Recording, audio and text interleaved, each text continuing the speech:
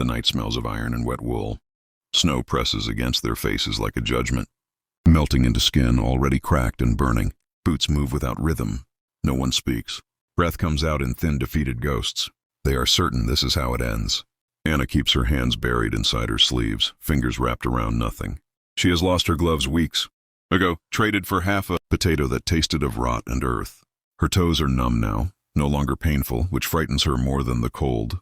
This is how freezing begins, she thinks. Quiet, deceptive. Someone stumbles. A sharp sound, bone on ice. No one turns. Mercy is too expensive. They have been told what awaits them. American camps, American revenge, starvation sharpened into cruelty. The stories marched with them, louder than the wind.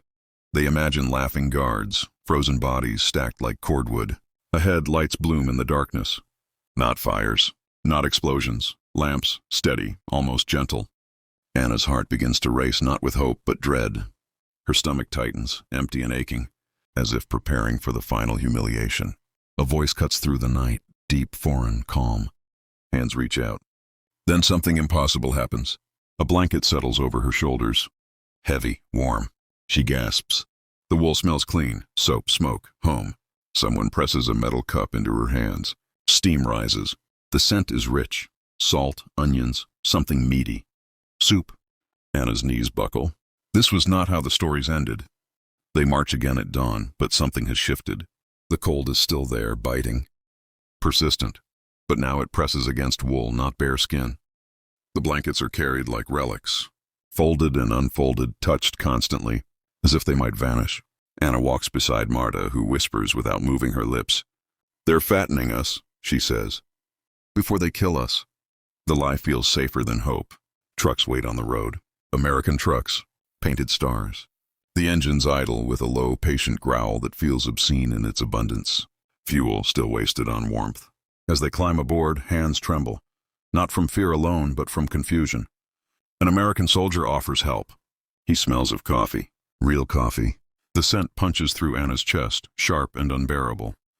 She looks away, ashamed of the tears she can't stop. They drive through countryside untouched by bomb craters. Houses stand upright, windows unshattered.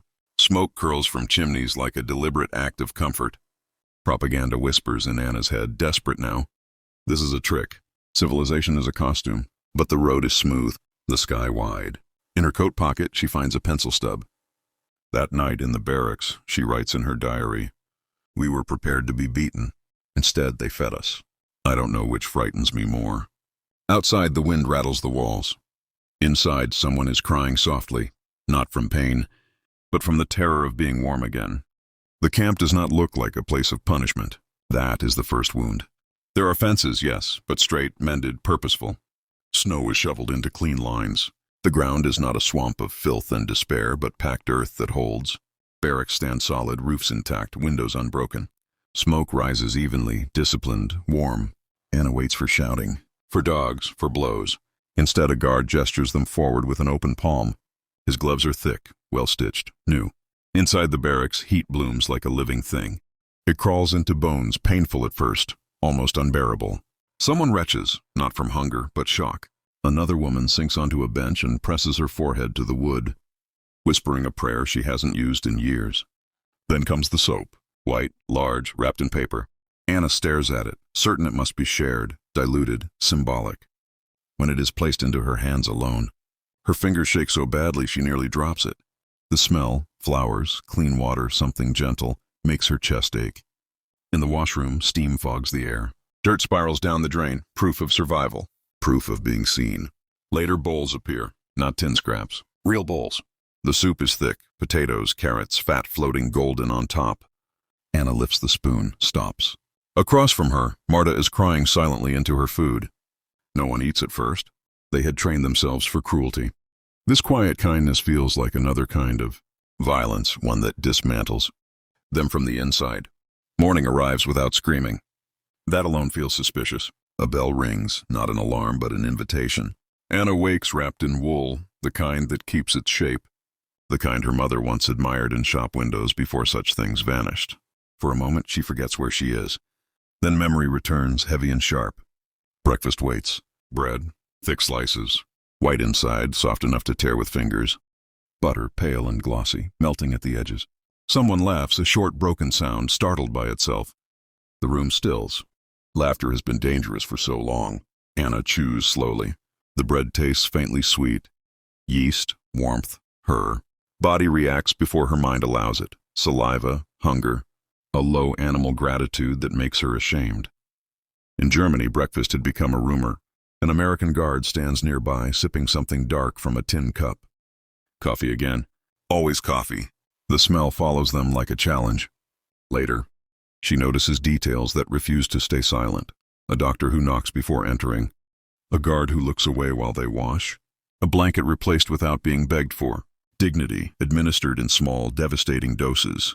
That night, Anna writes, "If they were monsters, I could survive this. Monsters are simple, but they look at us as if we are people." Outside, snow falls gently, almost beautifully. Inside, something older and more dangerous than fear begins to thaw. And with it comes a question no one dares ask aloud. What if everything we were told was a lie? The letters arrive folded too neatly. Anna recognizes her mother's handwriting at once. Smaller now, cramped, as if space itself has become expensive. She reads slowly, lips moving, the words landing like ash. "We trade furniture for food. The city is bones. Your brother did not come home." The room hums with quiet devastation. Around her, other women read, reread, press paper to their chests. One sinks to the floor without a sound.